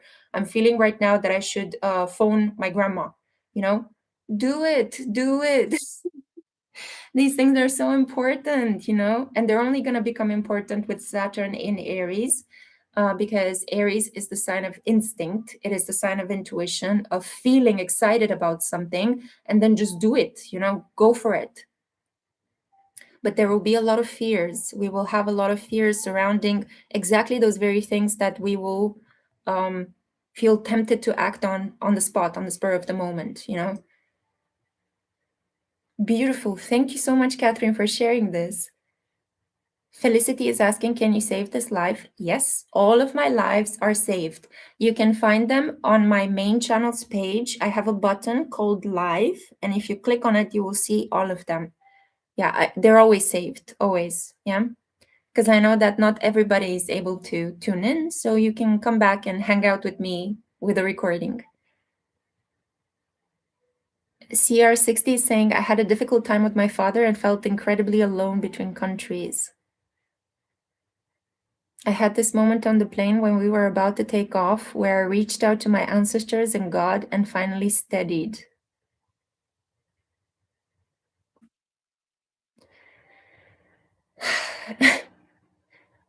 I'm here to tell you that the conjunction between Saturn and Neptune from the beginning meant fathers that are in some way going to hurt us, disappoint us, leave us. There is a dissolution of fathers and authority in general, authority that has disappointed us, authority that has abandoned us, betrayed us. It is a marker of the Saturn conjunct Neptune transit. And we've been having this transit most of 2025. It's not at all an easy transit. And it will continue a little bit next year as Saturn and Neptune meet for a little while in Aries. But from the middle point of next year, it's going to be gone. And the healing with our father figures will have been completed by then. Yeah. It was like they were saying they'll fill in that role. Aw. And they really are, you know. One of my dreams that I have at the moment, based on the whole experience of the pains that I've been having this year, was that I really would like to buy a home. I came to the conclusion that I'm no longer going to purchase a flat. I want a house. I want a house on the ground with a little bit of garden if I'm lucky enough to be able to purchase that. And I would like to create wooden crosses that are hand carved and create like my own cemetery of ancestors in the garden of my house, mostly because I am not able to access the actual cemetery plot of some of my relatives. For example, I couldn't find my grandmother that I was really attached to. I couldn't find her cemetery, her grave, her cemetery plot was gone. And it hurt me so much this year when I found out in the summer. I was so angry I couldn't find her. And I was thinking, well, I'm going to take matters into my own hands. And I had this dream one night that I was walking barefoot in the garden, and there were tufts of lavender and rosemary in the back of my garden. And there were these crosses, these wooden, hand carved, beautifully painted crosses with images of my ancestors. And that's my dream. That's what I would love to do, you know. I was inspired by there's a cemetery here in Romania. It's actually unique in the world. We have the Happy Cemetery. It's called Cimitirul Vesel. It's in a small village called of Săpânța, and it is considered to be a UNESCO heritage cultural achievement. But it's basically all the villagers that died in that specific enclosure in that village. They got crosses created in which like a famous painter created their portraits and a poem that described their lives, you know. um, and everybody got it, even the village drunk, you know, if they died they got buried in that cemetery, and that person got a hand painted cross with their portrait and a little poem about their lives. And I found, like, I've always wanted to go and visit that cemetery, but it's really far up north. It's very far away, and it's kind of hard to reach that specific village, but I will go there someday.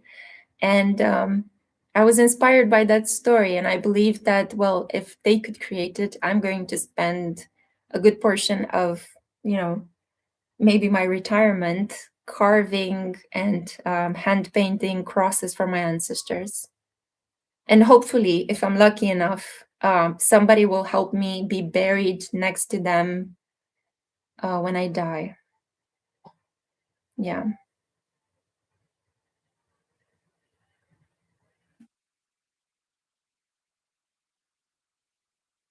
I'm reading the comments right now, guys. So that's why I was a little bit silent.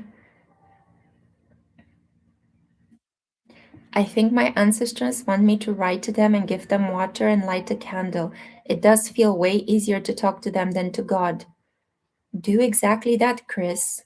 100% if you feel like it, you know. this is a wonderful period.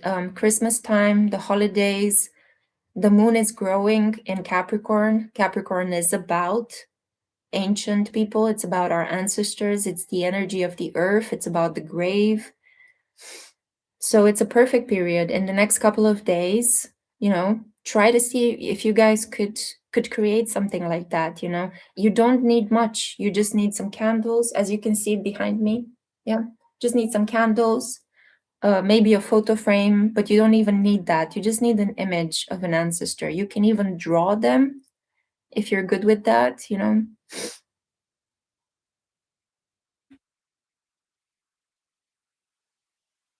Okay, so as you guys are supporting yourselves in the comments, try to think of some questions you have. Yeah, and let's pull some cards. Yeah.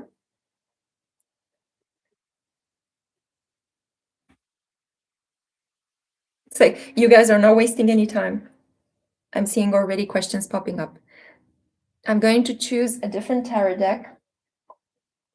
And I have here the Cozy Witch tarot deck. So let's see. Okay, so first of all, Catherine is asking, why are my ancestors showing up for me? Let's see, Catherine. Why are your ancestors showing up for you?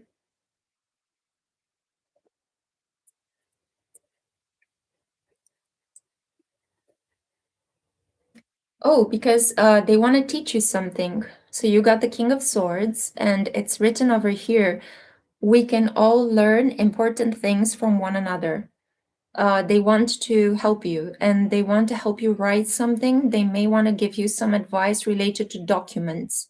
Maybe there is some paperwork that they forgot to complete. And Catherine, maybe you can help them with that, yeah? So I would highly recommend that you get in touch with your ancestors and that you keep some pen and paper close to hand when you do that, because you may need to write some things down. Also, there could be a Gemini, Libra, or an Aquarius ancestor, a man who specifically wants to talk to you. Oh, Catherine is saying, that's why they show up for me. Let's see what they have to say. Sorry, I misunderstood. But I think that this helps. I think the advice is really practical. Okay. I see here somebody whose name is written in Greek. I don't know how to pronounce it, but the question is he my soulmate? Why is he acting this way? Guys, I'm gonna give you a piece of advice that can help you save up some money instead of paying tarot readers.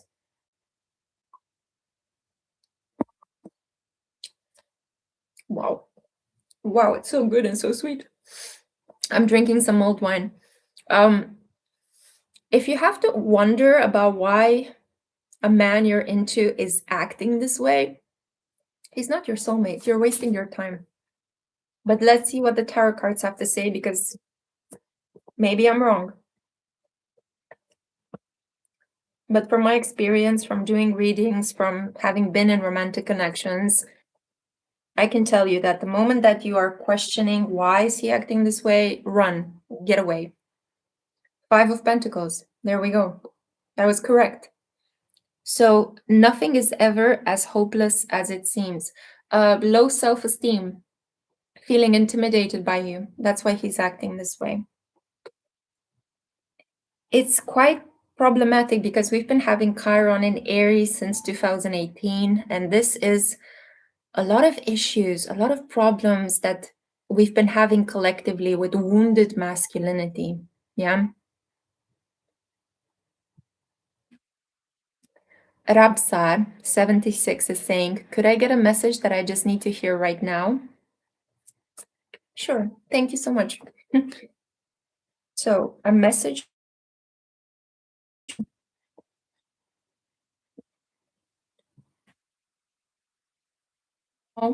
Rabsar, you need to give yourself permission to experience joy. You need to allow happiness to enter your life. You've been too focused on the difficult aspects. The Sun, this is a good time for you to experience joy, happiness, and pleasure. Yeah. So just feel it, allow it, welcome it. Yeah. Do we have here a member question? Okay.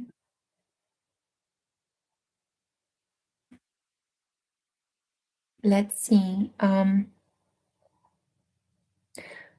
Varshu is saying, I never liked speaking or connecting to my ancestors because I only had my parents and no family. Sure. You know, you don't have to put pressure on yourself. If you don't feel ready to talk to your ancestors, please don't feel like you have to just because we're talking about how important it is for us to connect with them. You will find at a specific moment in your life if you feel ready to connect with them, you know, especially if you're very young, working with your ancestors may not make any sense. But if you are a person that has lost a lot of relatives already, then it would make more sense for you to work with them because you feel that they are closer to you in some way. So don't put pressure, okay? 33, and then something in Arabic, which I can't read, I'm sorry. Will my business in a massage and cigarettes be successful? Why did I choose to have a life path number of 33? I don't think you have chosen your life path. It just was given to you. And 33 is actually quite a cool life path to have. It's about you being creative and a creative leader.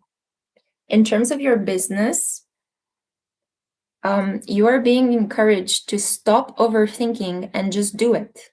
Yeah, 8 of Swords.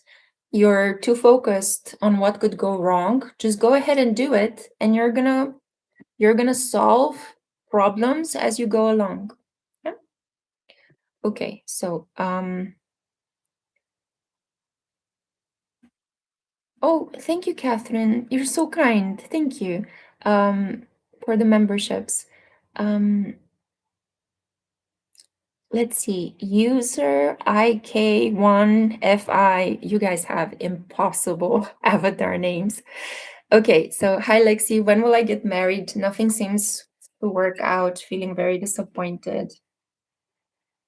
Guys, do you really want to get married for yourselves, or do you want to get married because you feel pressure to get married?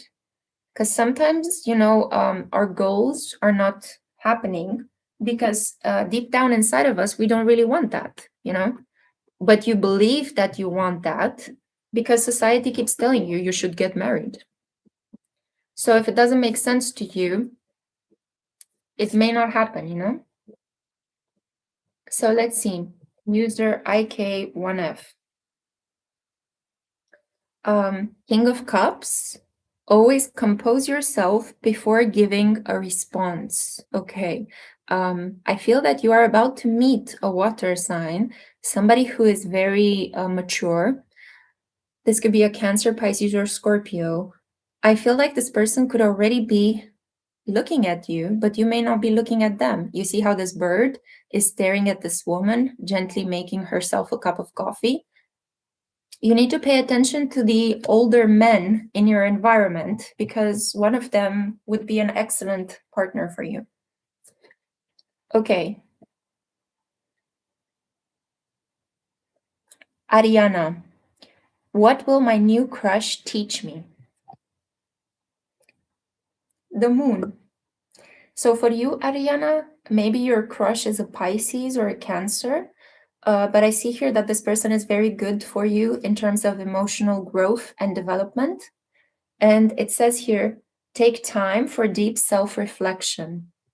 So your new crush is going to help you grow on an emotional level. This person is very good for your heart. Yeah.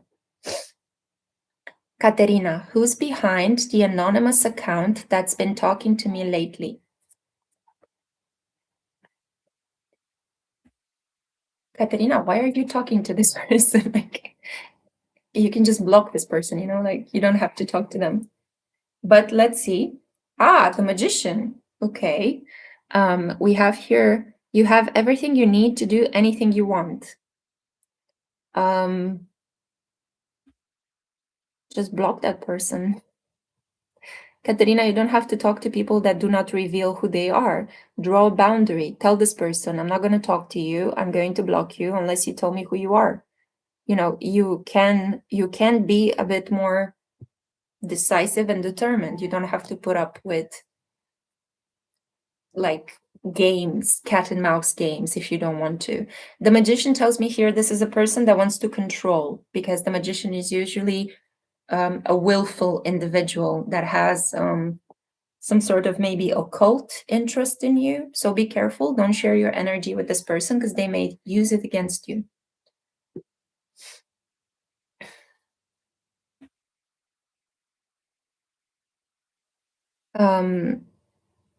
Okay.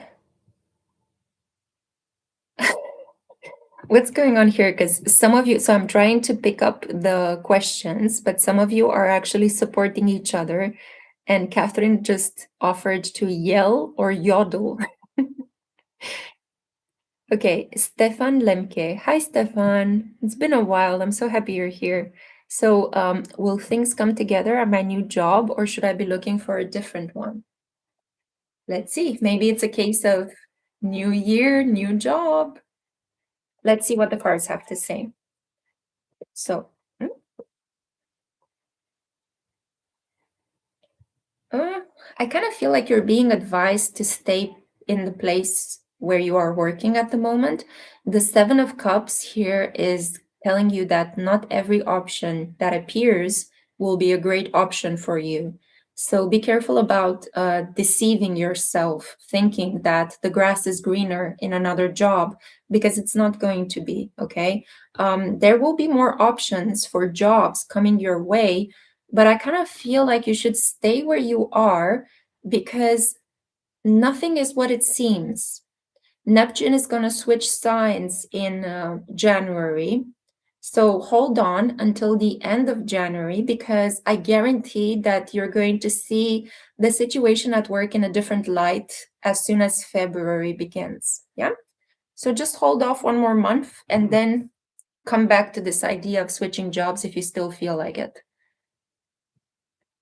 Chris Dendo, Merry Christmas, my love, from New York. Oh, Merry Christmas. I'm sure that you guys have amazing decorations, right?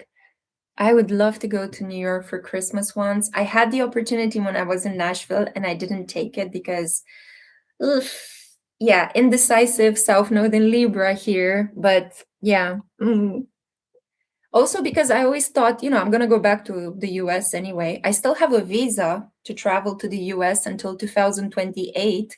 So hopefully, I'm just waiting for Trump to no longer be president, because the only time when I traveled to the US, I went there twice, to Boston and to Nashville, and it was during the Trump administration. And I don't want to travel to the US while Trump is in charge anymore. So switch your president, guys, so I can come and visit you, okay? Oh, thank you, Ankmo. Thank you. You're so kind. Happy holidays. Anything Spirit wants to convey. Thank you, Stefan. You're very kind. Thank you, guys. So, Ang, anything Spirit wants to convey? Let's see.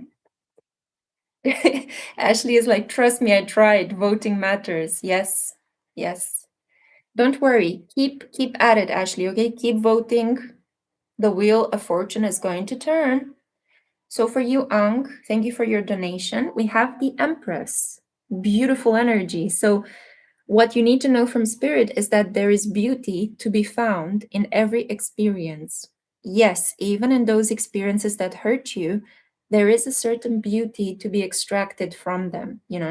For example, I lost my father this year and it was very painful, but now I'm feeling happy because he is no longer embodied. He doesn't have to suffer the physical pains of being alive. He lives in the world beyond the veil, and I can feel how powerful he is. A couple of days ago, after I moved into the flat, and I was still thinking, did I make the right decision? Is this the right flat for me? I could suddenly smell some aftershave. And my dad used to wear aftershave because he was a Sun in Libra and he loved to smell great. And just out of the blue, I don't carry men's aftershave in my flat, but I could feel it, I had this momentary olfactory hallucination. And I just could feel that he was here telling me that, yes, you made the right decision. You're in a safe place here. So in any experience in life, you can find some beauty. Yeah. That's the message for you, Ang. Okay. Guys, I can actually give you hearts. Wait, now I'm realizing. Oh, that's so sweet. Thank you so much. You're so generous, Catherine. It's such a wonderful pleasure to have you in the chat. And I love how you guys support each other. That's why we're here. That's why we have this community, because when I'm dealing with something else, you guys can support one another. You are so cool. I'm really lucky to have you guys. Honestly, you've been like a lifeline to me throughout this period. I know that a lot of you are coming to me to say how I've helped you and how we've grown together in the last years, but it's equal. It's 100% equal. You've helped me. You kept me strong, especially in the last 2 years. Um, I felt like during the pandemic, I was very strong. Like I could handle so much. I could carry so much. For some reason, during the pandemic, I was feeling very grounded, very safe, very spiritual. But since Saturn has been deconstructing my life, I felt much like a lot of you have been feeling during the pandemic. I felt lost, I felt weak, I felt abandoned.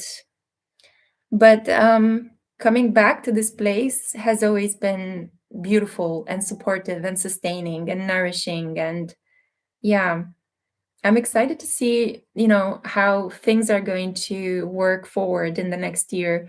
I really hope that I'll feel the inspiration again and I'll start creating videos for you guys. The Bible says you are a masterpiece, and you are. Yeah, we all are. I feel like all of us, if you put us together, we make the face of God. I feel that this is what human souls are like. Lepi, hi Lepi. So nice to have you in the chat again. So can you pull a card for my next year, please? Yes, sure. Let's see. I was thinking that I would do a pick a card reading with many options, in which I'm going to be exploring the themes of next year for you guys. Would that be something you would like? So I was thinking of giving you like 9. Varshu, I didn't miss it. I answered your question earlier. Okay, Lepi.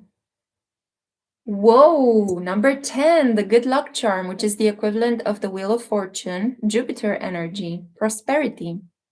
So for you, Lepi, if nothing seems to be going your way, cast a spell. So this is saying that you really need to believe more in magic. You need to take some risks. You are going to be helped. Oh, thank you, Ashley. Ashley celebrating 5.5 years of knowing each other.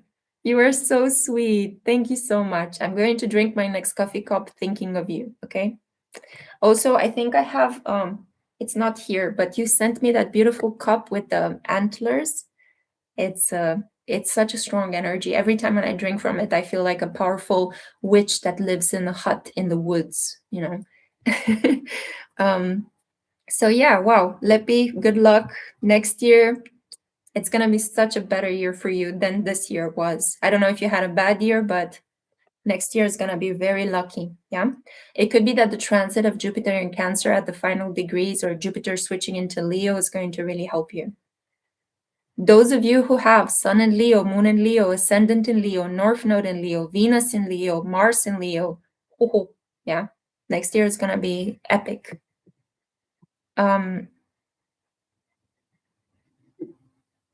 Varshu is saying he sent an additional message.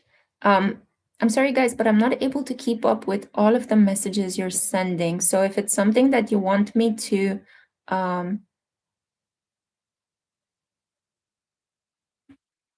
Oh, thank you for... Is that the one about sharing dreams of building a house with your ancestor? I hope it comes true. Thank you.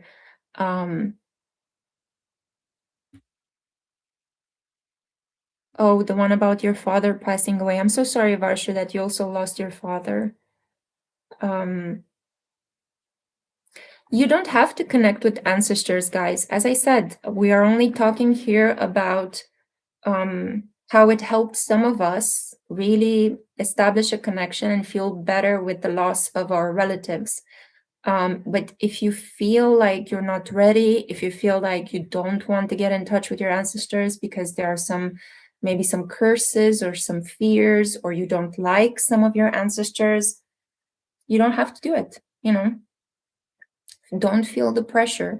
I hope that you're able to understand that what we are doing here is inspiring all of you to do what feels comfortable to you, but we're talking about ancestors because it just so happened.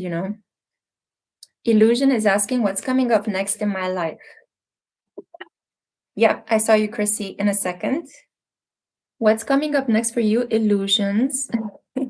We have the thanks for supporting your local witches shop, and we have the King of Pentacles. So a meeting with an older person who may work in finances, banking, accounting, a person with money who knows how to manage money, a Taurus, Virgo, or Capricorn. And the saying, true success isn't just about money, it's about happiness too. Illusion, you're going to find out that when you feel good, you not only will attract more money towards you, but you're also going to realize that you have more than enough. When we feel good, we feel like we have everything we need. So happiness is a form of abundance, if you think about it. It makes you feel complete and whole. You don't need more. And paradoxically, more will come to you. Chrissy, thank you so kindly for the donation. And you are asking how to let go of a mentor who hurt you. Oh, I'm so sorry this happens. It's so painful when somebody you're trusting with wisdom does that to you. So 100%, I can completely empathize with you because this happened to me too. Oh, but look, King of Wands. So I see here somebody older than you, a fire sign, Aries, Leo, or Sagittarius. I don't know if you know the astrological sign of your mentor. Maybe this is their energy. But the insight here is shine your inner candlelight bright enough for others to follow. Here's the thing. Your mentor disappointed you or left you because you have done your growth with them. Now you have to step into your own inner mentor. You are becoming your mentor. So that's why this person was separating from you.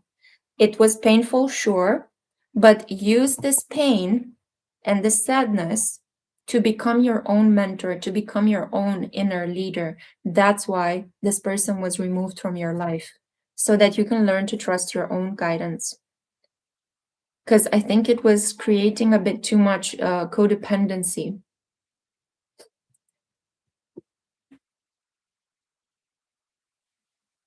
Ashley is saying visiting New Zealand is on my bucket list so I can go to movie filming sites. Yeah, they shot the Lords of the Rings there, right? I've heard it's incredibly beautiful. So yeah. Srinidhi 77. Hi Lexi, guidance for me. 8 of Wands. And we have here, two cards dropped, but this was the one on top. So 8 of Wands, we're seeing here a lot of witches like running amok in a neighborhood during a full moon night. This looks like a Halloween ritual. And it says, light a fire underneath your cauldron and go, go, go, go, go. Sridi, you have to take action. You have been putting something off. If you are in two minds about a situation, don't think. Take action. Take action. You just have to go and do it. That's it. Easy.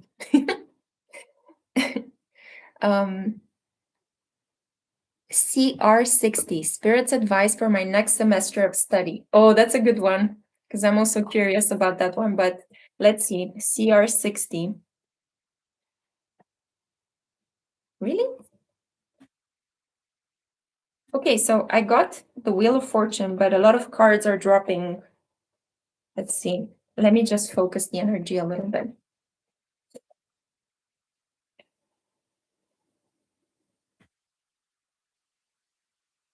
bit weird, CR60, but we are getting kind of like weird messages. Thank you, Varshu. Thank you so much for your kindness. I really appreciate it. Coming back to you, CR60, we have here the Seven of Swords. And it says here, are your actions really as selfless as you think? Huh. I don't know if you have to have certain assignments that you create together with people as part of a team, but it would help if you team up with people in order to have success with your studies in the next semester. It's basically an invitation to not do everything on your own, but also to not believe that being independent is your way to success. You can ask for help from other people. Yeah, it was a bit of a weird message, but basically teamwork. You want to go for teamwork in order to have success.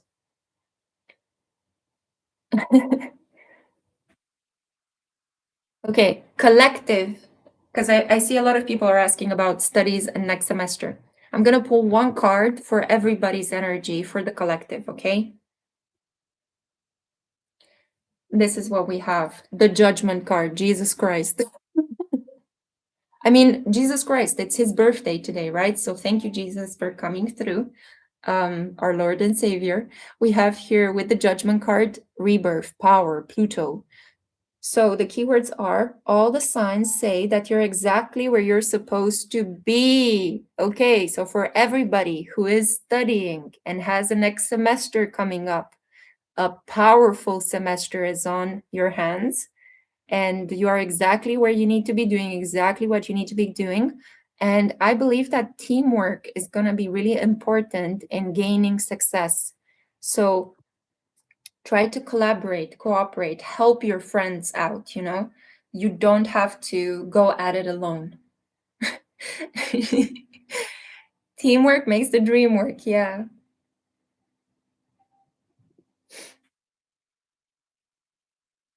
I was literally asking myself yesterday if I should continue my PhD, lots of self-doubt. If it helps you, Ashley, before I finish my PhD with no corrections and I pass my Viva, I wanted to give it up at least 3 times along the way. So you will go through these moments during a PhD when you're just so sick of it, you're going to want to like completely abandon it.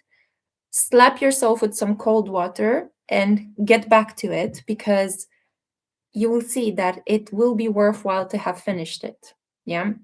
But yeah, indeed. I know how it was. It was like up and down and up and down. And as I said, I wanted to quit it at least 3 times. Talk to people, talk to other people before you make an important decision with your PhD, okay? Okay, so let's see.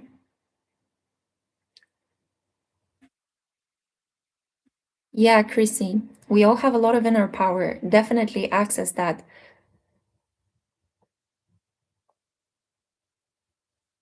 Okay, I'm trying to look at your questions, guys, but it's like you're talking about New Zealand for some reason. Thank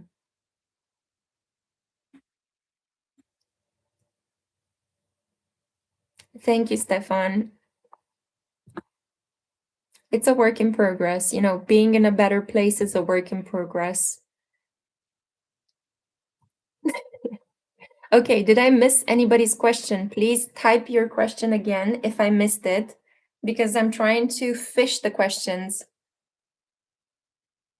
Yeah, CR60 is saying it's hard to complete any degree, but it's always worth it to push through it if you want to. Because the real value of your degree is not in the piece of paper that you get at the end. The real value is in the process.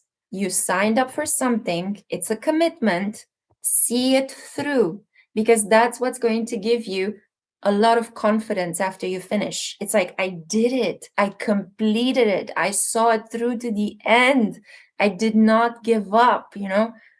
And you will see that that feeling that you will have once you complete it is the one that's going to help you overcome other challenges that you will experience after the degree.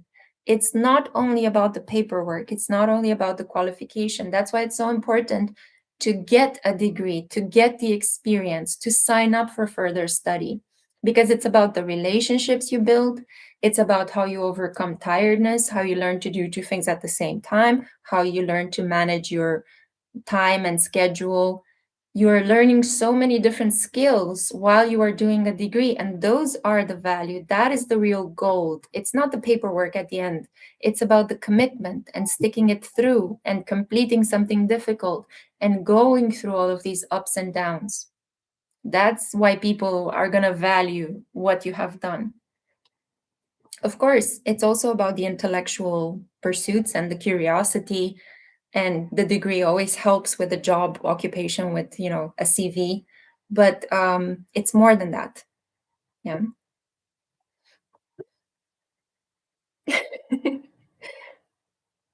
Yes, we are almost at the 2-hour mark. Thank you so kindly, guys. If there are no more questions, okay, Joelle is saying, what's something that will happen soon that will make me happy? Let's see. I'm hearing a booty call, but I don't know if that is true. I don't know if a booty call makes people happy. Um, You're gonna go out and party with your friends. You're gonna meet your friends. You're gonna have them come over, pizza night with the girls, or whatever makes you guys happy. It's the Three of Cups, and this is the card of celebrations. Come together with your coven. That's what's going to make you happy. Okay, Joelle and Ashley, what's my message for January? I am going to be creating the shorts, the astrological shorts for January as well. So stay tuned for that one, guys. Yeah.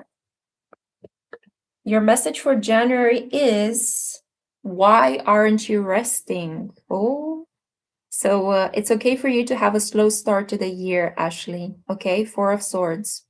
Take it slow, take it easy. Yeah. Okay, my loves, thank you kindly for being here. It's 2 hours into this live. I hope that you had a bit of a comforting and funny and entertaining Christmas because of our live. I hope you have not felt alone. I hope the pet sitting is going well. I hope that you guys are feeling a little bit more optimistic about 2026. I would highly recommend that you don't put pressure on yourself, that you enter the year with peace of mind, low expectations. Just take it one day at a time. Do something that you enjoy. It's not a period in which you should full steam ahead with ambitious plans, because things are highly chaotic and changing. I believe that from 2027, we're going to have the astrological support to build something truly solid. But up until then, it's just a case of surviving through these changes and the planetary transits, In all cases, 2026 is going to be a much better year. We're going to meet again on the next live, which is going to take place on the 3rd of January. Yeah, so by then, I hope that the hangover from the New Year's Eve is going to subside, and we're going to be talking about more things that are going to be happening in 2026. Yeah. I love you guys so much. Thank you for your kindness, for your generosity. It's always a pleasure to hang out with you. You are wonderful people. And please rest, sleep, drink nice beverages, get some mulled wine, get some nice tea. Do something fun for yourself, do something kind, read a book, play a game, put your feet up. You deserve it. You survived. You made it through this year. And that's what really matters. Okay. I love you. I will continue to be here for you. Thank you for being here for me too. And I'll see you on the 3rd of January for the full moon live. Yeah. Okay. Bye, guys. Merry Christmas. Happy holidays. Bye.